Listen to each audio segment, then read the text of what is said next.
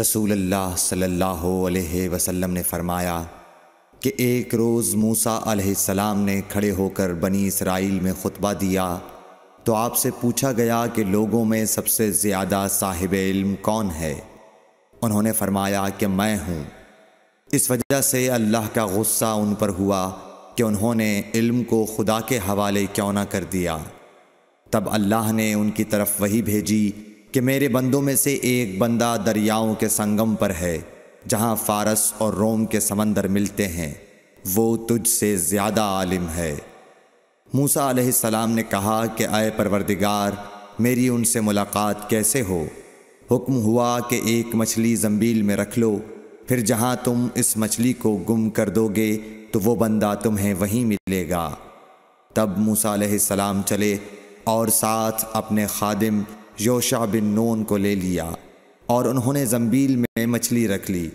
جب ایک پتھر کے پاس پہنچے، دونوں اپنے سر اس پر رکھ کر سو گئے، اور مچھلی زنبیل سے نکل کر دریا میں اپنی راہ بناتی چلی گئی۔ اور یہ بات موسیٰ علیہ السلام اور ان کے ساتھی کے لیے بے حد تعجب کی تھی۔ پھر دونوں باقی رات اور دن میں جتنا وقت باقی تھا چلتے رہے۔ جب صبح ہوئی، موسیٰ علیہ السلام نے خادم سے کہا، ہمارا ناشتہ لاؤ، اس سفر میں ہم نے کافی تکلیف اٹھائی ہے۔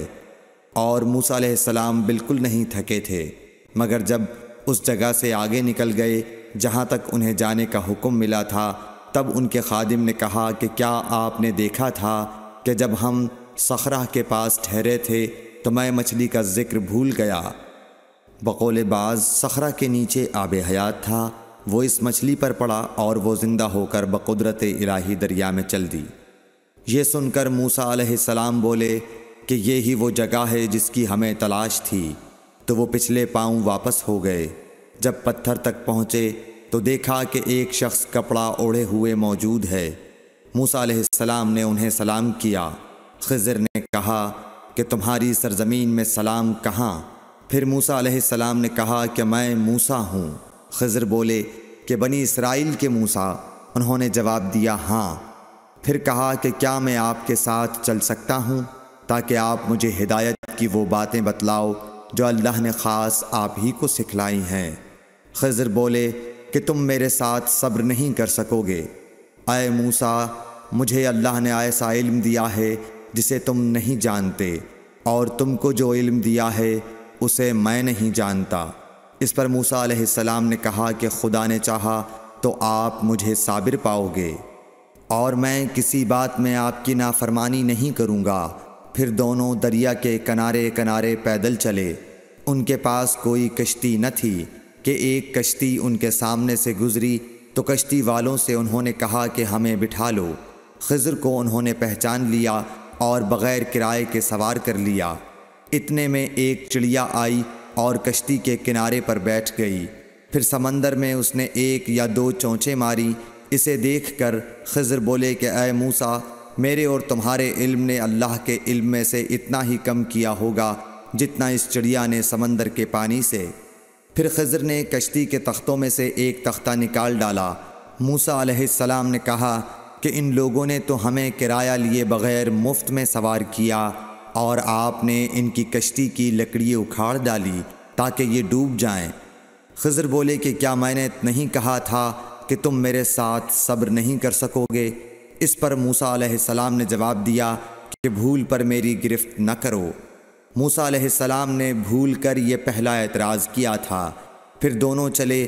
کشتی سے اتر کر ایک لڑکا بچوں کے ساتھ کھیل رہا تھا۔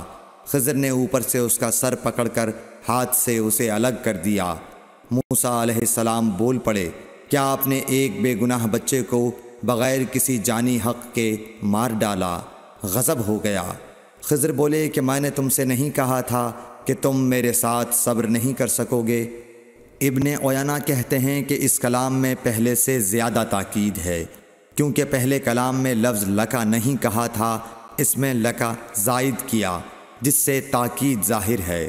پھر دونوں چلتے رہے، حتیٰ کہ ایک گاؤں والوں کے پاس آئے، ان سے کھانا لینا چاہا۔ انہوں نے کھانا کھلانے سے انکار کر دیا۔ انہوں نے وہیں دیکھا کہ ایک دیوار اسی گاؤں میں گرنے کے قریب تھی۔ خضر نے اپنے ہاتھ کے اشارے سے اسے سیدھا کر دیا۔